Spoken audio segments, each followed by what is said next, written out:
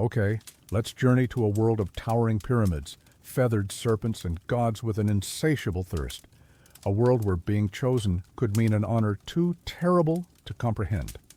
Forget what you think you know about glory and devotion for a moment, because we're about to stare into the obsidian eyes of a truly terrifying fate. Tonight, we uncover the brutal, blood-soaked reality of why it sucked to be an Aztec sacrifice victim. But hold on. Before we ascend those temple steps towards a rather grim destiny, and you settle in for this harrowing tale, if you appreciate these explorations into the deepest, darkest, and often most misunderstood corners of history, then please do this channel a massive favor and hit that subscribe button. It really does help us bring more of these stories to light. And as always, I'm incredibly curious to know where our global community of history explorers is joining us from. So pop a comment down below and tell us which country you're watching from. It's always amazing to see. Right then, steel yourselves. The sun beats down on the Valley of Mexico. Imagine your life up until this point has been, well, life. Perhaps you are a Machewali, a commoner, your days filled with the rhythm of planting maize and beans in the Chinampas, the floating gardens that feed the magnificent, sprawling city of Tenochtitlan.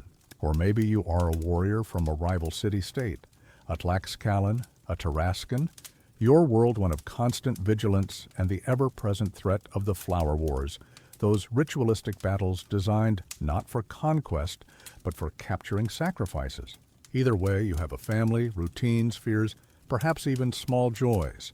You understand the cosmos as your priests have explained it. The sun, Huitzilopochtli, is a warrior engaged in a daily battle against darkness, a battle he can only win if nourished by the most precious offering of all, human hearts and blood. This is the world as you know it, the sacred, unshakable truth. Then your path takes a horrifying, irreversible turn. If you are a captive, it begins in the terror and chaos of battle. The piercing shriek of eagle and jaguar warriors, the glint of obsidian-edged Makua-Huitl clubs, the desperate struggle, and then the crushing weight of defeat. You are bound, your weapons stripped away, your pride shattered, herded with other unfortunates towards the great causeways leading into the heart of the Aztec Empire. The jeers of the victorious city, the stench of fear and sweat from your fellow prisoners. This is the overture to your doom, or perhaps your selection is more insidious, more woven into the fabric of your own society. Maybe you are chosen. For your physical perfection, a flawless specimen deemed worthy of impersonating a god for a year before your ultimate end. Or you are a slave, your life already forfeit, now selected for a grand festival. Perhaps a drought has angered Tlaloc, the rain god, and children, their tears considered especially potent, are required to appease him. Or maybe in a moment of desperation or religious fervor, your own family has vowed you to the gods. The reasons are myriad, complex, steeped in a theology that demands blood, but the outcome for you is terrifyingly singular. The realization, when it fully dawns, is a cold serpent coiling in your belly. You are destined for the sacrificial stone. The abstract understanding of your culture's rituals now becomes a deeply personal, visceral terror. The stories you heard as a child, the depictions in painted codices, the distant sound of drums from the temple precinct during great ceremonies, they all snap into horrifying focus, centered now on your own fragile existence. Your heart, which will soon be offered to the sun, hammers against your ribs like a trapped bird. What happens next depends on your designated fate. If you are a prominent war captive, destined for a major ceremony, you might be paraded through the city, a living trophy of Aztec might. You might be taunted, prodded, your fear a spectacle for the victorious populace. If you are chosen to impersonate a deity like Tezcatlipoca, a strange, surreal year might unfold. You are dressed in the god's regalia, attended by servants, taught to play the flute, to carry yourself with divine grace. You are revered, offered the finest foods, beautiful women to be your companions. For 12 months, you live as a god. On earth, a bizarre interlude of luxury and honor, all while the obsidian knife and the sacrificial stone loom at the end of your gilded path. This honor, this period of being fated, is perhaps one of the cruelest psychological tortures imaginable, an elaborate fattening of the soul before its brutal dispatch. But for most, the period leading up to the sacrifice is less about divine impersonation and more about grim waiting. You might be kept in a kalpuli, a neighborhood temple, or within the vast, imposing precincts of the great temple of Tenochtitlan itself. Here, you are guarded, your attempts at escape futile against the might of the Aztec state and the fervent belief of its people. The air is thick with the scent of copal incense, burning ceaselessly, and something else, a faint coppery metallic tang that your mind, with dawning horror, begins to identify as old, dried blood. The rhythmic beat of drums, the chanting of priests, these sounds become the soundtrack to your final days, a constant reminder of the insatiable hunger of the gods you are about to feed. You are no longer a person with a future, a will, a hope. You are Nextia, the consecrated one, your life already forfeit, a vessel being prepared for its sacred, terrible purpose. And the priests, with their long matted hair, their ears ritually tattered from auto-sacrifice, their black robes stained with the essence of previous offerings, watch you with eyes that see not a fellow human, but a vital ingredient in the chamois cosmic machinery of survival. Your individual suckiness has just begun, and the pyramid looms, waiting. So you are marked, consecrated, a living offering awaiting the gods' insatiable appetite. The world outside your immediate, terrifying reality fades into a distant memory. Your new existence is circumscribed by the looming presence of the temple complex, by the watchful eyes of stern warrior priests, and by the crushing weight of your inescapable doom, whether you are a captured enemy warrior, a slave bought for this grim purpose, or a youth chosen from your own community for some divine impersonation. These days, or perhaps months, of waiting are a unique and exquisitely cruel form of torture. If you are a high-status captive, perhaps a renowned warrior, from a rival city-state, your initial holding might be a stark, guarded chamber within one of the many temple outbuildings. Here, the bravado of the battlefield, if any remained, quickly evaporates, replaced by a gnawing dread. You are fed, yes. The gods, it seems, prefer their offerings, reasonably well nourished, but each mouthful tastes of ash, each cup of water like a toast to your impending demise. The sounds of the great temple precinct filter in, the relentless hypnotic beat of the huhuetl and teponaztli drums, sometimes a steady, ominous rhythm, at other times rising to a frantic, heart-stopping crescendo. You hear the shrill piping of clay flutes, the guttural chanting of priests engaged in their endless rituals, and sometimes, most horrifyingly, a distant, piercing scream abruptly cut short, a sound that chills your blood and paints vivid, terrible pictures in your mind of what awaits you. Perhaps you are one of those chosen to impersonate a major deity for a set period. Most famously, the youth selected to embody Tezcatlipoca, the smoking mirror.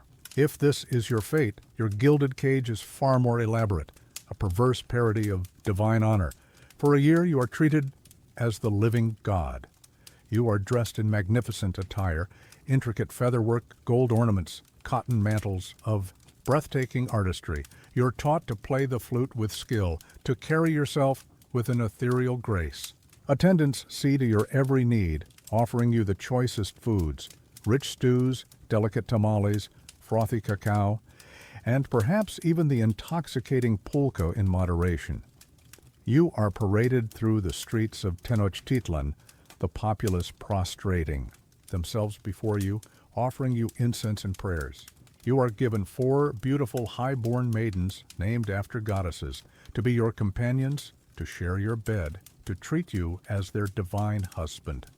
It sounds like a life of unparalleled luxury, doesn't it? But imagine the constant, gnawing undertone of terror beneath this veneer of adoration. Every feast, every song, every tender touch is a step closer to the obsidian knife. Every admiring gaze from the populace is a reminder that they see not a man, but a vessel, an offering whose ultimate purpose is to die. How could you enjoy the taste of honeyed fruits when you know your heart will soon be ripped, still beating, from your chest? How could you find solace in the arms of your divine wives when you know they are merely part of the elaborate stagecraft leading to your slaughter? This year of being a god is a masterpiece of psychological torment, a slow, deliberate fattening of the soul for the ultimate cosmic butchery. Your every pleasure is tainted by the inescapable knowledge of its bloody culmination. For other victims, not afforded such elaborate pre-sacrificial honors, the waiting period is more straightforwardly grim. You might be housed with other nextia, other consecrated ones, in a communal holding pen or a guarded section of a temple. Here, fear is a palpable contagion. You see it in the wide, haunted eyes of your fellow victims. Some might weep incessantly, their spirit already broken. Others might lapse into a catatonic silence, their minds retreating from the unbearable reality. A few, perhaps warriors still clinging to their pride, might affect an air of stoic defiance, but the tremor in their hands, the hollow look in their eyes, betrays their inner turmoil. Fights might break out over a scrap of food or a perceived slight, the desperation and confinement breeding a raw, animalistic aggression. Or conversely, strange, temporary bonds of shared doom might form, a hushed exchange of names, a shared glance of utter despair. Ritual purification becomes a part of your routine. You are bathed, perhaps with sacred herbs, your hair washed and combed. You might be painted with symbolic colors, red for sacrifice, black for the night sky, blue for water. You could be dressed in paper ornaments or given specific insignia, representing the god to whom you are to be offered. These acts, performed by solemn-faced priests or temple attendants, are not for your comfort, but to make you a more fitting offering, to prepare you for your sacred role. Each ritual act is another layer of your old identity being stripped away, another step in your transformation from a human being into a holy offering. You are being meticulously prepared like an animal for slaughter, but with the added horror of full human consciousness. As the designated festival or calendar date approaches, the atmosphere within the temple precinct intensifies. The drumming becomes more insistent, the chanting more fervent. You might witness processions of priests, their bodies painted, their long hair matted with blood from their own acts of auto-sacrifice, their ears tattered. You might see other victims, their faces ashen, being led towards the towering pyramids, their cries sometimes audible over the ritual din. The smell of copal incense, meant to purify and carry prayers to the gods, is thick and cloying, but it cannot entirely mask that other faint, persistent, metallic scent of blood that seems to cling to the very stones of this sacred city. Each passing day is a turn of the screw, tightening the knot of terror in your gut. Sleep offers little escape, your dreams filled with obsidian knives, gaping chests, and the hungry eyes of the sun god. You are trapped, a focal point of immense religious and cosmic significance, yet utterly, terrifyingly alone in your impending violent end. The steps of the pyramid seem to beckon, and soon you will have no choice but to ascend.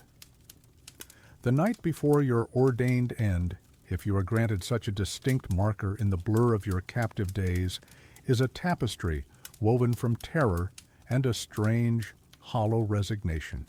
Sleep is a cruel mockery, a fleeting visitor chased away by the incessant, earth-shaking rhythm of the temple drums that seem to beat in sync with your own frantically hammering heart. The air itself feels charged, thick with the scent of copal, Incense, wilting flowers, and that ever-present, faint, coppery tang of old blood which now seems to coat the back of your throat. Perhaps you are alone in a dark cell, the silence amplifying your fears. Or perhaps you are with other next to you, other consecrated ones. Their whispered prayers or stifled sobs a chilling chorus to your own despair. Every shadow seems to writhe. With an unseen menace, every distant shout a harbinger of your imminent doom. As the first gray light of dawn struggles to penetrate the miasma of Tenochtitlan, or as the appointed hour within a festival day arrives, the final meticulous preparations begin. Priests, their faces impassive masks of sacred duty, their long hair caked and matted with the blood of countless offerings, both their own and others, enter your holding place. There is no gentleness in their touch, only a ritualistic efficiency. You might be stripped, bathed once more in cold, herb-infused water, a purification that feels like a hideous irony, given the bloody defilement that awaits. Your body, already perhaps painted with the symbolic colors of your designated god or sacrificial status, might receive fresh applications, stark white for purity, vibrant red for life and blood, ominous black for the underworld. You are dressed in the specific sacrificial attire. If you are an impersonator of a god like Tezcatlipoca, this might be your final magnificent costume, rich with intricate featherwork, shimmering gold, and laden with symbolic ornaments, a cruel jest of divinity before your human frailty is so brutally exposed. If you are a war captive, your attire might be simpler, perhaps stark paper garments adorned with the specific symbols that mark you as an offering from a defeated foe, an emblem of Aztec dominance. Flowers, surprisingly, play a significant role.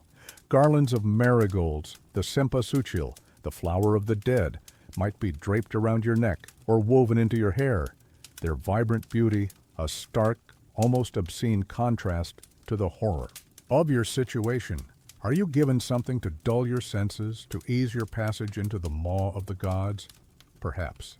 A draught of pulque, the fermented agave drink, might be offered, its intoxicating effect intended less for your comfort and more to ensure your compliance, to quell any unseemly struggles on the sacred pyramid.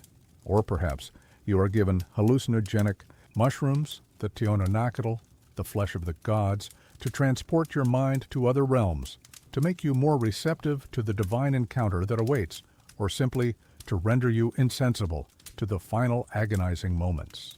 But just as often, victims were expected to go to their deaths fully conscious, their fear, their pain, their very life force, considered a more potent offering. If this is your fate, then every sensation, every sight, every sound of these final hours will be seared into your consciousness with unbearable clarity. Then the procession begins. You are led out from the confines of your temporary prison into the overwhelming reality of the temple precinct or the city streets. The sound hits you like a physical blow, a deafening symphony of religious fervor. The deep, resonant booming of the great hue-whittle drums, struck with a relentless hypnotic rhythm that seems to drive the very pulse of the city. The sharp staccato beat of smaller teponaztli log drums, the shrill, ululating cries of conch-shell trumpets, their mournful blasts echoing off the stone walls. And beneath it all, the constant rhythmic chanting of thousands of voices, priests, warriors, nobles, and the common populace, all united in this sacred, terrifying spectacle. The crowds are immense, a sea of faces pressing in from every rooftop, every causeway, every plaza. Their expressions are a mixture of fervent devotion, awestruck reverence, and a primal, almost hungry, excitement. If you are a deity impersonator, they might fall silent as you pass, or offer gestures of profound respect. If you are a captive, warrior from a hated enemy state, their cries might be jeers, taunts, missiles of refuse hurled in your direction, a final humiliation before your spirit is dispatched to fuel their gods. You are paraded, a living spectacle, the focal point of this vast collective religious ecstasy. Warriors in their magnificent jaguar and eagle costumes, their faces fierce behind elaborate masks, might flank you, their obsidian-edged weapons glinting in the sun. Priests in their dark, blood-stained robes swing censers, the thick, sweet smoke of burning copal momentarily obscuring your vision, but not the overwhelming reality of your situation. The journey to the great teocalli, the pyramid temple that dominates the sacred precinct, is a slow, agonizing crawl through this maelstrom of sight and sound.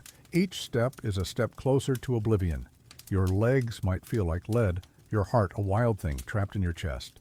Do you walk with a feigned dignity, as some warriors were said to do, determined to meet their end with courage?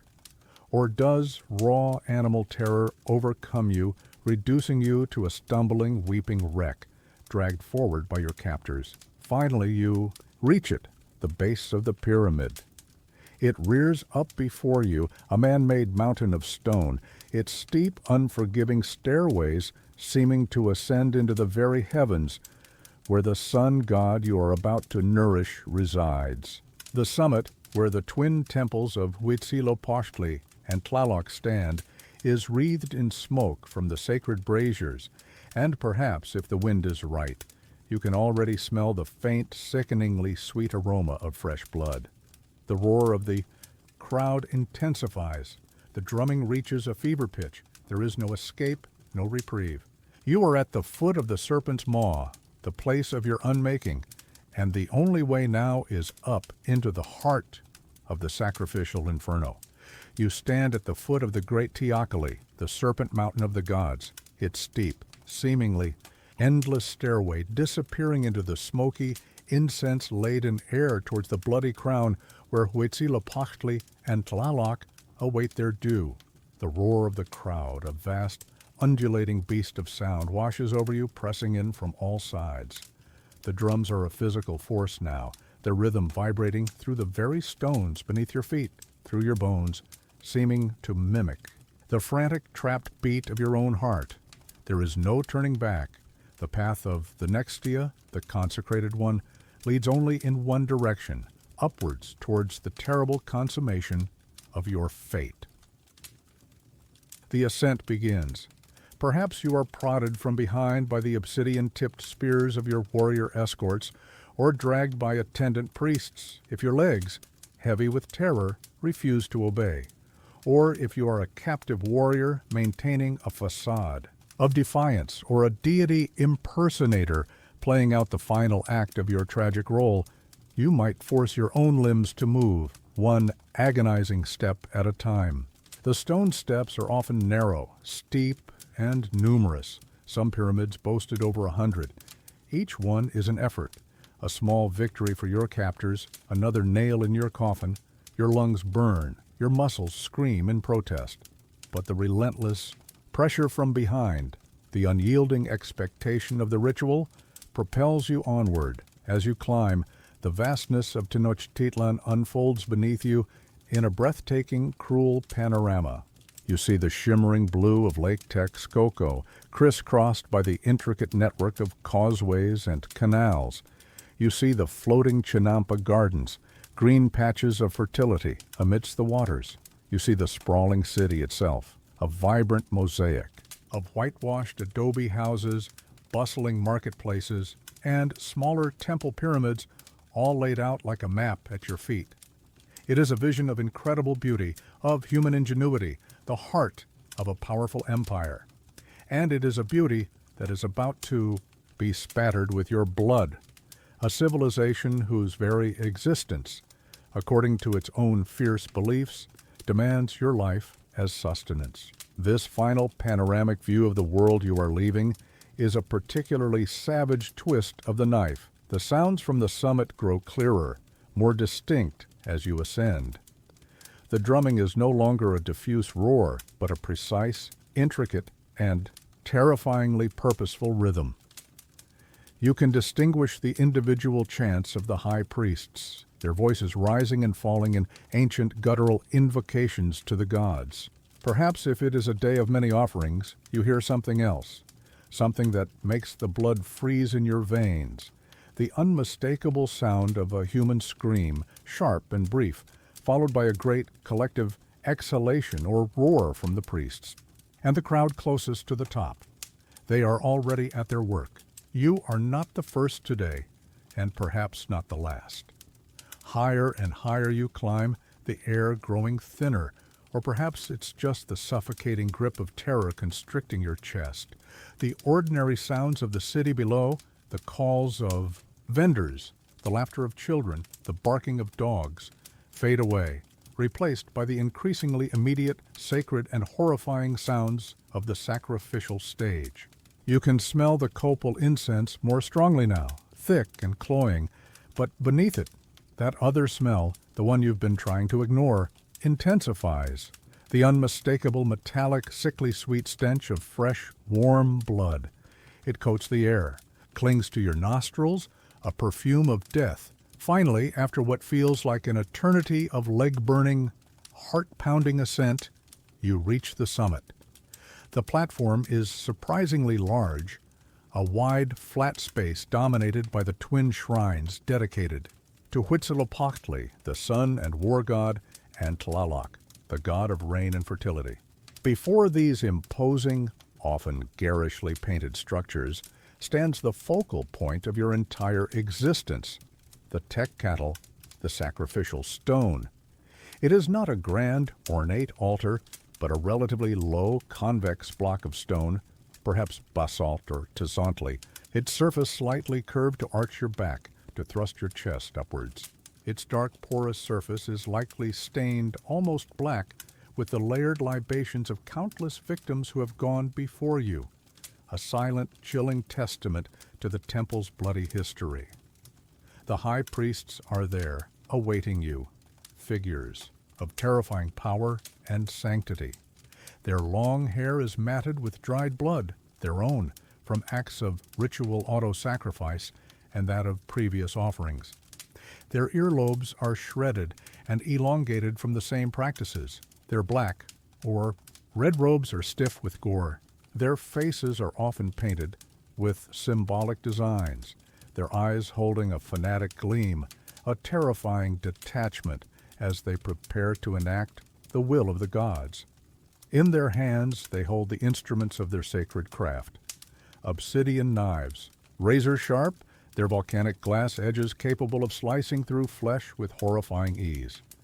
Other attendant priests stand ready, their roles clearly defined, some to hold your limbs, others to catch the sacred blood in ornate bowls, yet others to manage the brazier where your heart, still steaming, might soon be offered to the hungry sun.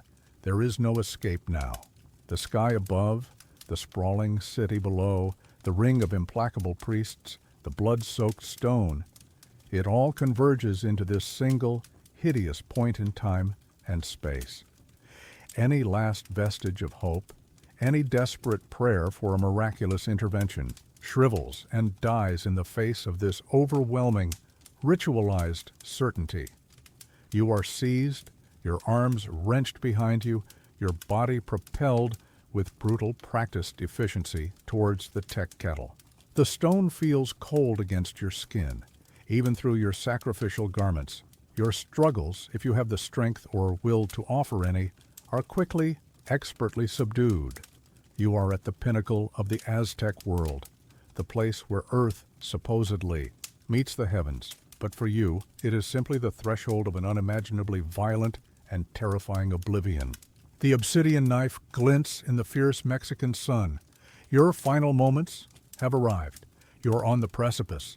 The cold, blood-slick surface of the Tenochtitlan beneath your back. The vast, indifferent sky above. The hands of the attendant priests are like iron clamps on your wrists and ankles, stretching your body taut over the convex stone, arching your chest upwards in a hideous parody of an offering. There is no struggle left in you, perhaps. Or if there is, it is futile, apathetic, twitching against the unyielding force of their sacred, brutal duty. Your sacrificial garments, if any, are torn aside, your chest bared to the cool air of the high altitude and the burning gaze of the sun, Huitzilopochtli, the god who awaits his feast, The world around you narrows to a terrifying, hyper-aware pinpoint. The rhythmic, earth-shattering throb of the great Huehuetl drum seems to be inside your very skull, each beat a hammer blow counting down your final seconds. The chanting of the priests rises to a frenzied, almost ecstatic pitch, a wall of sound that drowns out any whimper you might utter. The stench of copal incense is overpowering, acrid, mingling with the ever-present, sickeningly sweet and metallic aroma of fresh and old blood that permeates this high, unholy place. You can feel the vibrations of the temple platform as the priests move around you, their bare feet slapping against the stone, their movements practiced, economical, terrifyingly familiar. Then he appears above you, the high priest, the one chosen to deliver the ultimate offering. His face, painted with stark symbolic designs, is a mask of terrible religious fervor, his eyes distant, focused on the cosmic significance of the act, not on the terrified human being splayed beneath him. His feathered headdress, magnificent and terrible, might brush against your face. His robes, stiff with the layered gore of countless previous sacrifices, exude an aura of ancient, bloody power. In his hand, he raises the istli, the sacred obsidian knife. Its volcanic glass edge, flaked to a razor sharpness, glints blackly in the sunlight, a sliver of concentrated night against the bright sky. You see the dark stains on it, remnants of those who came before you, perhaps only moments ago. This is it, the instrument of your unmaking. There is a pause, a breath held by the cosmos, or so it feels. The chanting reaches its zenith. The drums pound with a manic intensity, and then with a guttural cry that seems to tear from the priest's own chest, the knife descends. The pain is a white-hot, searing agony that obliterates all thought, all sensation beyond its own unbearable reality. It is not a clean cut, not like the executioner's sword you might have imagined in other distant lands. Obsidian, while incredibly sharp, also shatters and tears. The priest, with practiced, brutal force, slices open your chest beneath the ribcage. You feel a horrific tearing, a violation so profound it rips a scream from your lungs that is instantly swallowed by the roar of the ritual, before the shock can even register, before your mind can process the unbearable. The priest's hand, slick with your own hot blood, plunges into the gaping wound, into your chest cavity. His fingers, strong and unhesitating, search, grasp, and then, with a violent, wrenching pull, tear your heart, still beating, still spasming with the last vestiges of your life, from its moorings. For a few impossibly long, horrifying seconds, you might still be conscious, your vision perhaps graying at the edges, the sounds of the ritual receding into a distant roar. You might see, as if from a great distance, your own heart, a grotesque, pulsing trophy held aloft in the priest's bloodied hand, offered steaming to the sky, a vibrant crimson against the blue. It is a sight no human was ever meant to witness of themselves. This is the Korchakali, the eagle bowl moment, your life force presented directly to the sun god, Huitzilopochtli, to nourish him, to give him strength for his daily battle against the darkness. The priests might chant a specific invocation at this moment, dedicating your sacrifice, naming the god, acknowledging the cosmic debt being paid, but you hear nothing but the rushing in your ears, the fading thunder of the drums. Your body, now an empty, violated shell, convulses on the stone. The world dissolves into a red mist, then a swirling blackness. The last sensation might be the rough, indifferent hands of the attendant priests, seizing your lifeless or near-lifeless form. With your heart offered to the celestial deities, your earthly vessel has served its primary sacred purpose.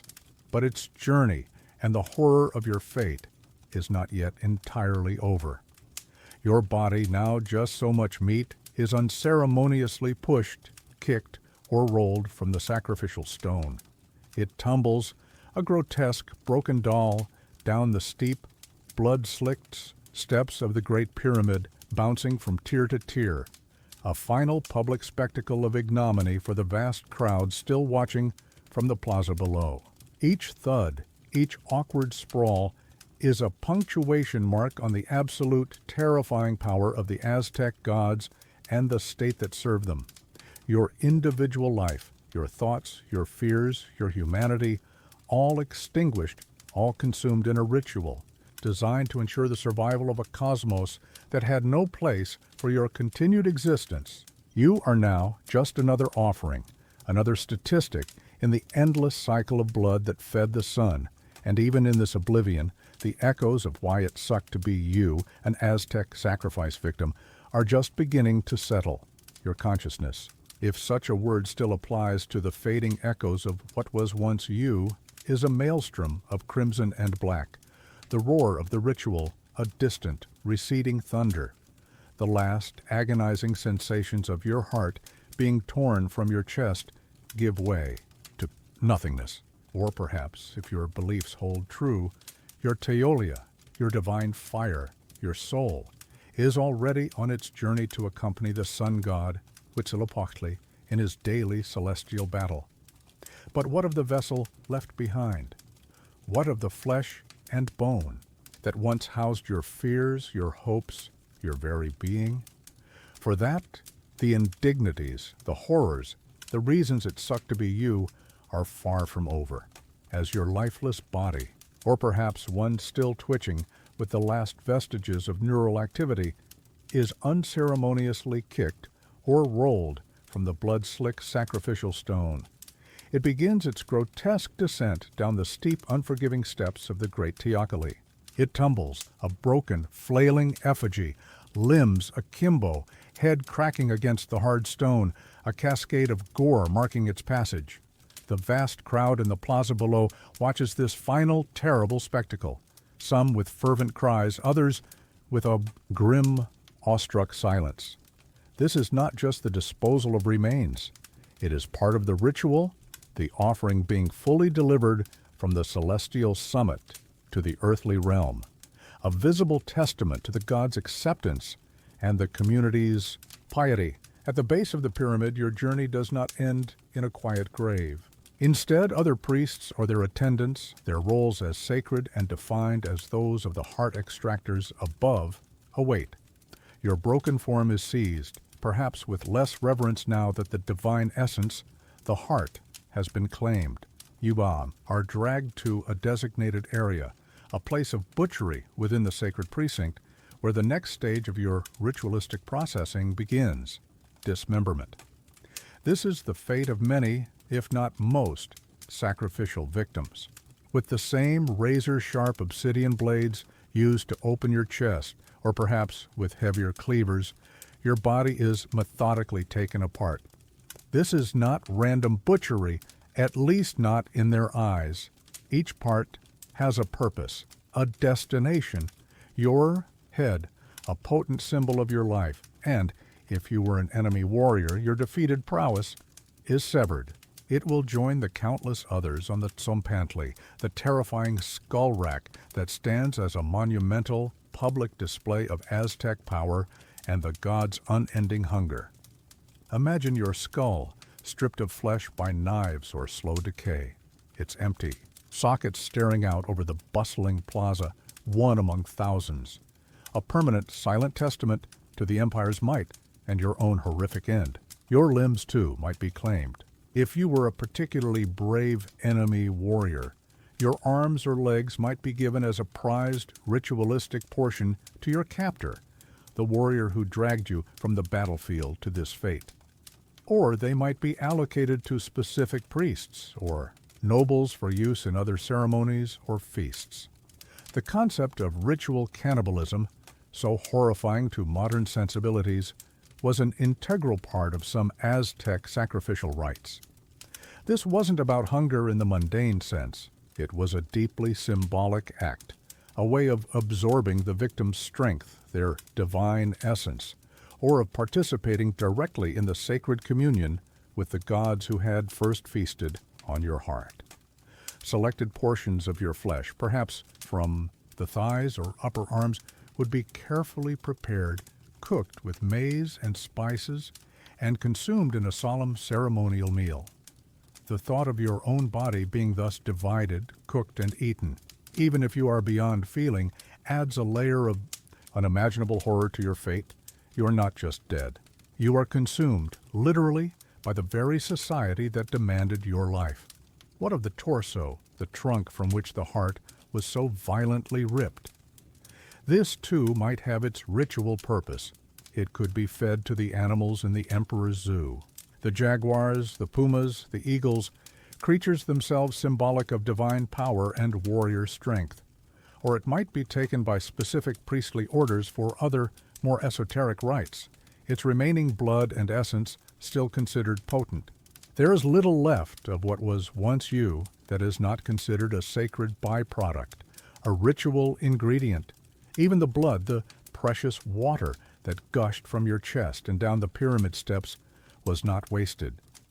It was seen as a vital offering, feeding the earth, nourishing the gods, ensuring the continuation of rainfall, harvests, and cosmic order.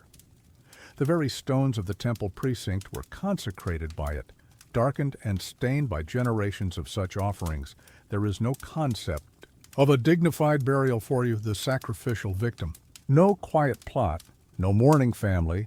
Your own family, if you were an Aztec commoner chosen for this, would be expected to show pride in your sacred offering, not grief for your personal loss.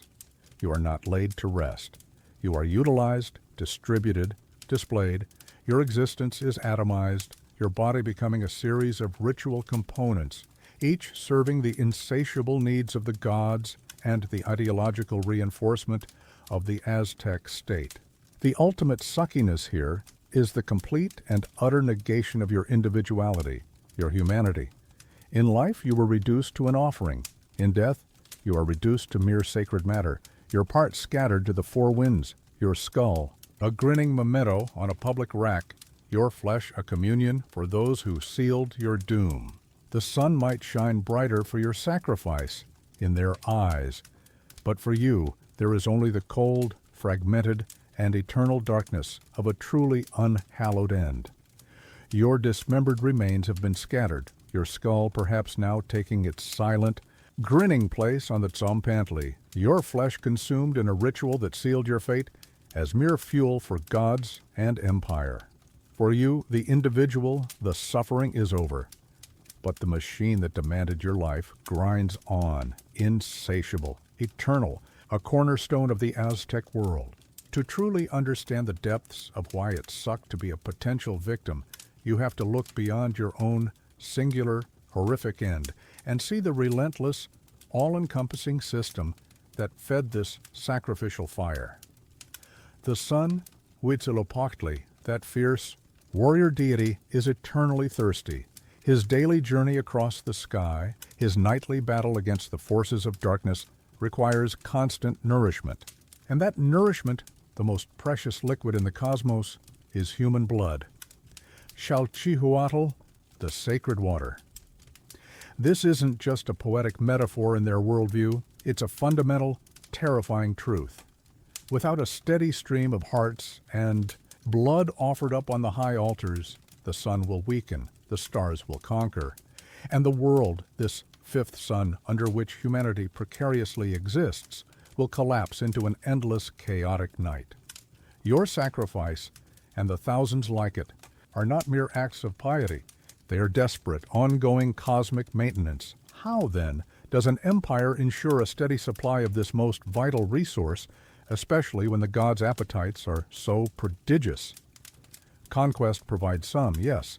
Slaves, criminals, and those who fall foul of the rigid Aztec laws might find themselves on the tech cattle.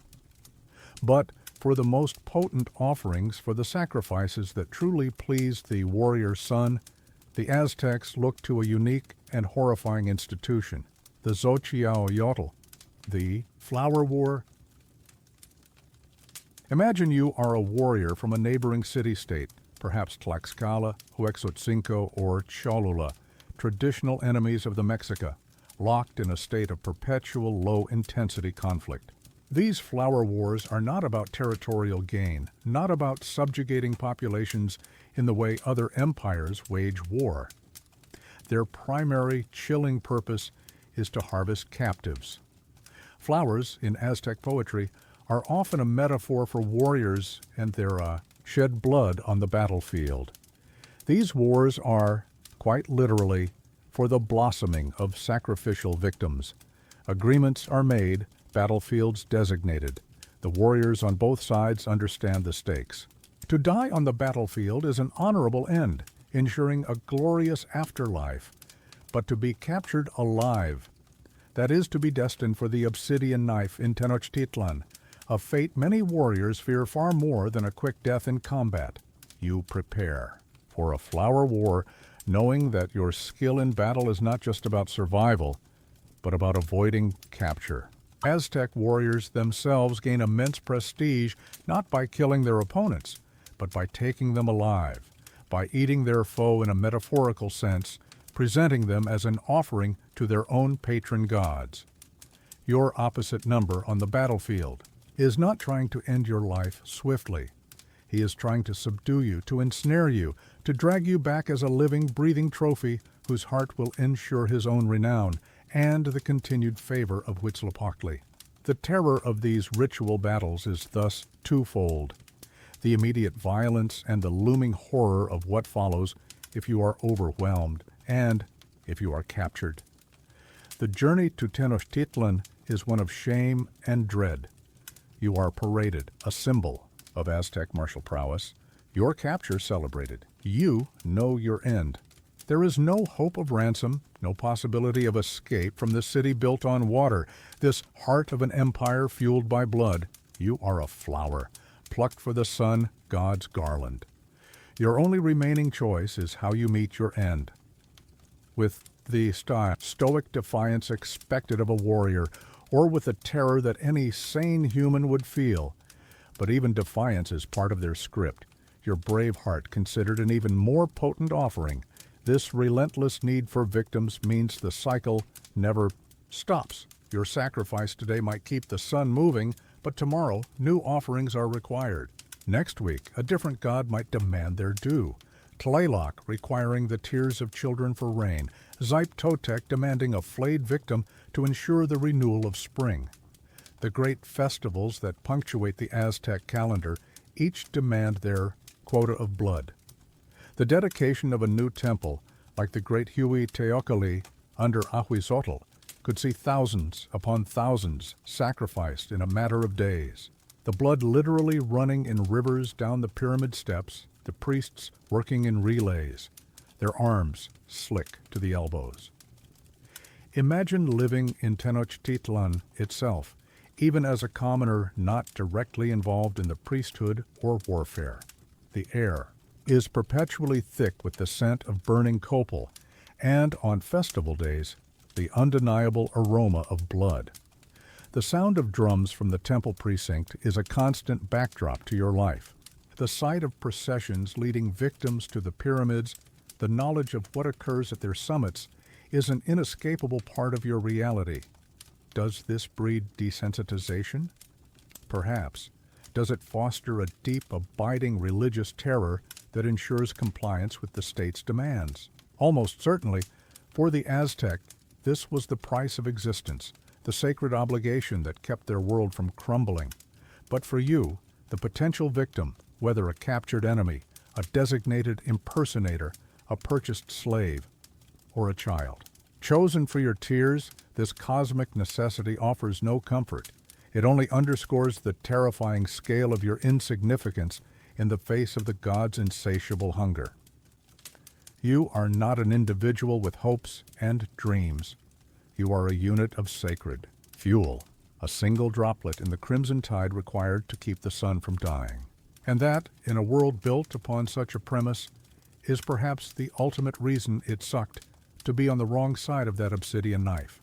The system itself demanded your end, endlessly, impersonally, and with the full, terrifying force of cosmic and state-sanctioned conviction. The flower wars rage, the great Teocalli run slick with the lifeblood of warrior captives, and the sun, appeased for another day, continues its celestial journey. But the hunger of the Aztec pantheon is vast and varied. Their demands not always satisfied by the brave hearts of defeated enemies or the year-long masquerade of a deity impersonator. No, the tendrils of this sacrificial imperative reach into every corner of society, seeking out different kinds of offerings for different divine appetites. If you thought being a captured warrior was the pinnacle of suckiness, imagine your fate if you were born a child in a time of drought, a woman chosen to embody a goddess, or a slave whose very existence was deemed expendable. Let's say the rains have failed. The maize, the lifeblood of your people, withers in the fields. The canals of Tenochtitlan run low. The priests declare that Tlaloc, the goggle-eyed god of rain and earthly fertility, is angry. His thirst must be slaked, not just with blood, but with a specific, precious offering, the tears of children. If you are a child in such a time, perhaps noted for your beauty, your innocence, or simply because you were unlucky enough to be chosen, by lot or by priestly decree, a new kind of terror unfolds. You are taken from your parents, whose grief must be stifled, perhaps even masked by expressions of pious acceptance, lest they too incur divine wrath. You, too young to fully comprehend the cosmic justifications, only understand the fear, the separation, the ominous preparations. You might be dressed in fine blue garments adorned with paper banners and quetzal feathers, symbols of Tlaloc and the precious waters he commands. You are then carried in a solemn procession, perhaps alongside other chosen children, towards one of the sacred mountain shrines dedicated to the rain god, often high in the cold, mist-shrouded peaks surrounding the Valley of Mexico. The journey itself is an ordeal, but the true horror lies in the priest's belief that your tears are the most potent offering. If you do not weep out of fear and sorrow, they will make you weep, perhaps by pricking you with maguey thorns or by other, more subtle cruelties designed to wring those sacred, rain-inducing tears from your innocent eyes. At the mountain shrine, amidst chanting and the burning of copal, your small life is extinguished, perhaps by drowning, a method fitting for a water god, or by having your heart torn out, your tears mingling with your blood as an offering to the parched earth and the unpitying sky. To be a child whose very essence is supposed to be joy and life, and to have that essence, particularly your sorrow, weaponized and then snuffed out for the perceived good of the community, is a unique and soul-crushing dimension of suckiness. Or imagine you are a woman chosen to honor one of the powerful earth or fertility goddesses, such as Tosi, our grandmother, or Zilonen, the goddess of young maize. Your fate, too, is often one of elaborate, terrifying ritual culminating in a death. You might be selected to impersonate the goddess for a period, dressed in her sacred regalia, revered and paraded. You become a living idol, a vessel for the divine. But this honor is, as always, a prelude to sacrifice. At the appointed festival, often after days of fasting, dancing, and ritual purification, your end would come. For Tochi, this might involve a mock combat, followed by decapitation, your head perhaps displayed, your skin flayed and worn by a priest in a grotesque enactment of rebirth and fertility. For Zilonen, you might be sacrificed to ensure the ripeness of the corn, your life, given so that others might eat. The methods varied: beheading, heart extraction, perhaps even being burned alive in some rites. But the outcome was the same: your life, your body, consumed by the religious fervor of a people desperate to secure the blessings of the earth. As a woman, your role in this cosmic drama is often tied to the very concepts of life-giving and nourishment, twisted into a horrifying obligation to surrender your own life. And then there were the slaves, the Tlacotin. While Aztec slavery was a complex institution, different in many ways from old-world chattel slavery, slaves could own property, their children were born free. One inescapable reality for some was their potential use as sacrificial fodder. You might be a slave because of debt. because you were captured in a minor skirmish not deemed a flower war, or because you were sold into servitude by a destitute family. Your life already has less value in the eyes of the state. When a particular god demands an offering for a less prominent festival, or when a wealthy merchant wishes to make a private sacrifice to ensure success in his ventures, slaves are often the first to be considered. Some slaves chosen for sacrifice underwent a peculiar ritual. They would be taken to the marketplace, ritually bathed, and then purchased by their new owner, the individual or temple offering them. From that moment, they were considered divinely touched, almost sacred property. They might be well fed, dressed in new clothes, and treated with a strange sort of reverence for a few days leading up to their death. This wasn't kindness, it was part of the ritual of consecrating the offering. But imagine the psychological torment. To be bought and sold like an animal, then briefly elevated to a status of mock sanctity, all while knowing you are simply being fattened or purified for the knife. There is no pretense of warrior honor. Here, no grand impersonation of a major deity, just the grim transactional reality of your life being deemed expendable, a commodity to be offered up. Your death is less a cosmic event and more a grimly efficient religious expenditure, whether child, woman, or slave. Your individual will, your personal terror, your desperate desire to live, these count for nothing against the perceived needs of the gods and the unyielding machinery of the Aztec state. Your tears, your flesh, your very life force are but grist for the divine mill. The elaborate costumes, the solemn processions, the fervent prayers, these are all trappings that cannot disguise the brutal core of your reality. You are an offering, and your end is designed to be bloody, public, and for you, an exercise in ultimate, unmitigated suckiness. There is no sanctuary for the innocent, no mercy for the enslaved, when the gods of the obsidian-edged world cry out for blood. Whether you were a child whose tears were demanded by Tlaloc, a woman embodying an earth goddess before your unmaking, or a slave bought and consecrated for the obsidian knife, your individual tragedy unfolds against the backdrop of a society utterly saturated by the ideology of sacrifice. Tenochtitlan, the magnificent city on the lake, is not just a marvel of engineering and a bustling center of tribute. It is a vast, sacred stage for the constant appeasement of terrifyingly potent and ever-hungry deities. To truly grasp why it sucked to be a victim, you must understand that there was no corner of this world, no moment in time, that was truly free from the shadow of the sacrificial stone. Imagine walking the meticulously swept causeways and plazas of this island metropolis. Your eyes are inevitably drawn to the great temple, the Huitzilopochtli, its twin pyramids dedicated to Huitzilopochtli, and Tlaloc piercing the sky. Their upper reaches perpetually stained a dark, ominous hue from countless blood offerings. Even from a distance, on a clear day, you might see the smoke coiling from the braziers on its summit, carrying the scent of burning copal and something else, something acrid and unsettling that your mind shies away from identifying. And then there is the Tzompantli, the skull rack, standing in a prominent place within the sacred precinct. Row upon row of human skulls, bleached white by the sun or freshly flensed, stare out with empty sockets, a chilling public abacus, counting the endless debt owed to the gods. A stark reminder of the fate that has claimed so many and could claim anyone. The very air you breathe seems thick with religious fervor and an undercurrent of primal fear. The rhythmic pulse of temple.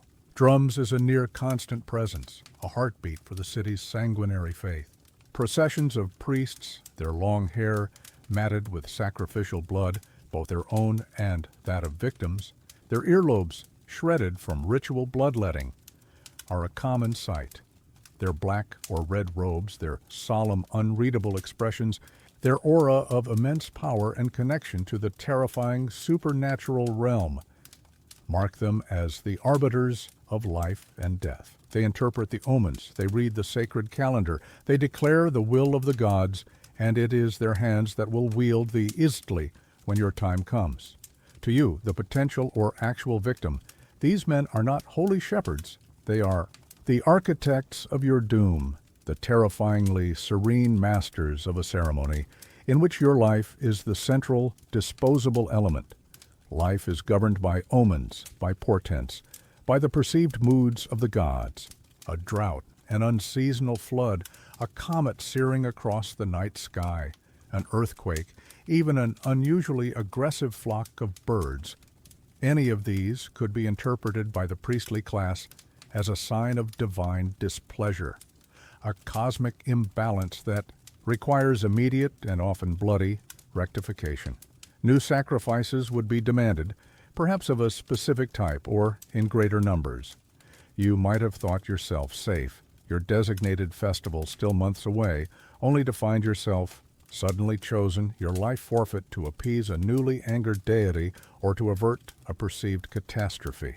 There is no security, no predictability, only the constant, gnawing anxiety that the gods' favor is a fickle, easily withdrawn thing, and that you or someone you know might be the next price for its renewal. This public nature of the horror is a key ingredient in its suckiness.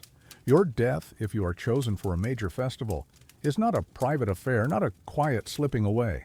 It is a spectacle, a performance for the entire community, from the highest noble to the lowliest commoner. The terror, the pain, the final brutal act of your unmaking, these are not hidden away. They are displayed, amplified, turned into a lesson in piety and a demonstration of the state's and the gods' absolute power.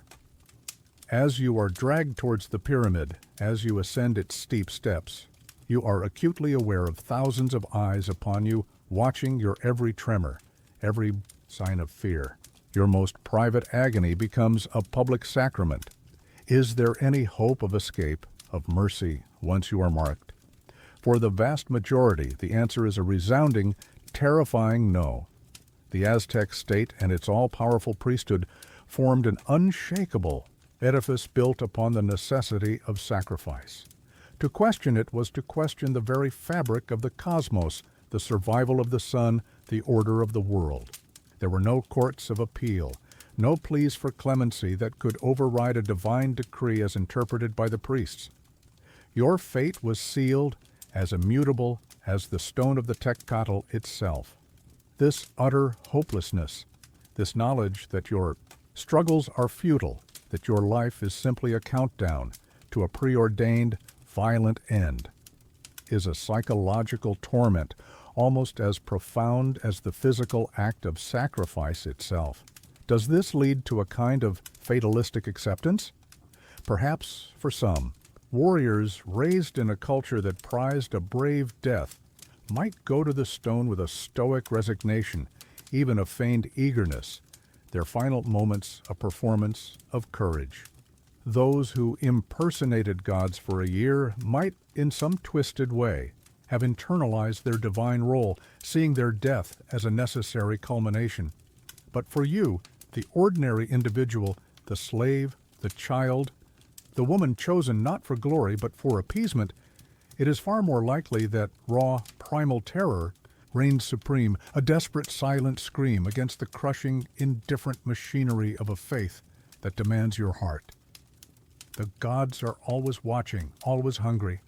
Their images, carved in stone, painted on temple walls, embodied in the fearsome masks of dancers and priests, are a constant reminder of their power and their needs. Every aspect of life, from the planting of maize to the waging of war, is imbued with their presence, their demands. Living in such a world means living with a pervasive, low-level dread, a sense that your life, your community's existence, hangs by a thread that can only be strengthened by the constant offering of human life. This wasn't just a religion. It was an all-encompassing, blood-soaked worldview where individual suffering was a small price to pay for cosmic stability. And if you were the one chosen to pay that price, well, that was simply the ultimate and most terrifying expression of why it sucked to be you. The very air of Tenochtitlan was thick with the promise of your end. And so, your journey through the terrifying, blood-soaked heart of the Aztec world as one of its myriad sacrificial victims reaches its gruesome, inevitable conclusion. Whether your skull now grins from the Tzompantli, your flesh has been consumed in ritual feasts, your limbs scattered as divine portions, or your ashes mingled with the sacred earth after a fiery offering, the outcome is the same. Your individual life has been brutally, ritually, and utterly extinguished in the service of gods whose hunger knew no bounds. Why did it suck, with a soul-crushing, all-encompassing totality, to be you, an Aztec sacrifice victim? It was the constant gnawing. Fear if you were a captive, or the sudden earth-shattering terror if you were chosen from within your own community. It was the psychological torment of the waiting period, whether weeks, months, or even that strange, gilded year of impersonating a deity, each moment overshadowed by the looming, inescapable knowledge of your violent end.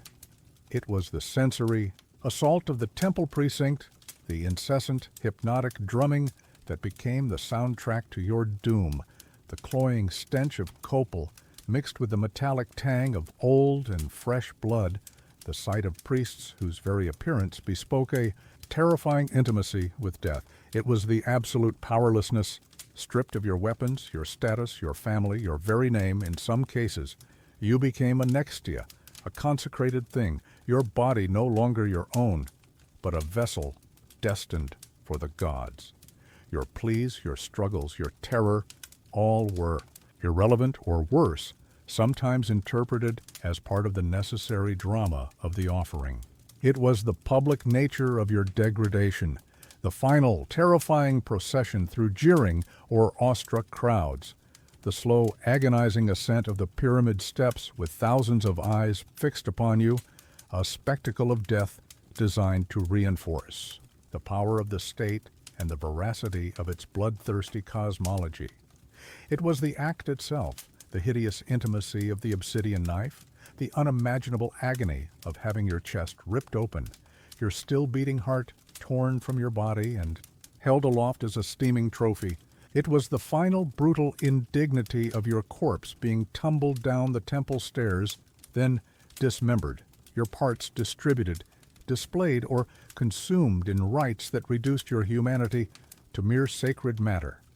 Whether you were a child offered for your tears, a woman embodying a goddess before decapitation, a slave bought for a minor temple's needs, or a proud warrior captured in a flower war, the end was a symphony of terror, pain, and utter dehumanization. The honor that Aztec society might have ascribed to such a death was a cruel, hollow mockery from your perspective.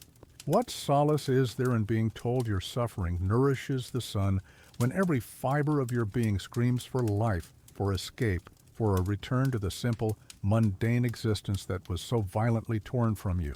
The cosmic balance they sought was paid for with your individual, irreplaceable life, your hopes, your dreams, your capacity for love and joy, all snuffed out on a blood-soaked stone. Even the sheer scale of it contributed to the suckiness. You were not a rare, exceptional offering. You were one of thousands, tens of thousands over the years, a constant, necessary stream of human fuel for an insatiable divine machine. Your death, while perhaps a dramatic spectacle in the moment, would soon be followed by another and another, your memory fading into the anonymity of the skull rack or the communal burial pit. Living in a world where this was not just possible, but a central, celebrated, and divinely ordained part of existence, meant living with a pervasive, underlying dread. It meant understanding that the gods were not benign protectors, but terrifying, demanding entities whose favor was conditional and whose anger could only be appeased by the ultimate sacrifice. It meant that the very fabric of society, the power of the priests, the might of the empire, was built upon and maintained by this river of blood. There was no appeal, no higher court, no escape from this worldview if you were chosen to play your part. So, as the echoes of your final scream are swallowed by the clamor of the festival or the silence of the charnel ground, the ultimate reason it sucked to be an Aztec sacrifice victim is this: your life, in all its potential and singular preciousness, was deemed utterly expendable, a mere offering to preserve a brutal and terrifying cosmic order. You were a flower plucked, not for your beauty, but to be crushed, your essence spilled to ensure the sun might rise again on a world that had no place for you but on its altars. And that is a truth more chilling than any obsidian blade. And with that, we close this particularly harrowing chapter from the annals of history. Thank you for joining me on this journey into the heart of Aztec ritual, and for confronting the terrifying reality faced by so many. It's these darker stories that often teach us the most about the complexities of human belief and the extremes of past societies. If this exploration of why it sucked to be an Aztec sacrifice victim held your attention or made you ponder the strange and often brutal paths of history, please do give this video a like. It really helps others discover these tales. And if you haven't already, I'd be honored if you'd subscribe to the channel and hit the notification bell so you don't miss our future deep dives into the lives less ordinary and often less fortunate. What other historical roles, civilizations, or unfortunate predicaments do you think deserve the why it sucks to be pious treatment? I'm always on the lookout for new avenues of historical misery to explore, so please share your ideas and suggestions in the comments below. I read every single one. What other historical roles, civilizations, or unfortunate predicaments do you think deserve to be with us next nights? I'm always on the lookout for new avenues of historical misery to explore, so please share your ideas and suggestions in the comments below. I read every single one. Before you go, thanks for watching.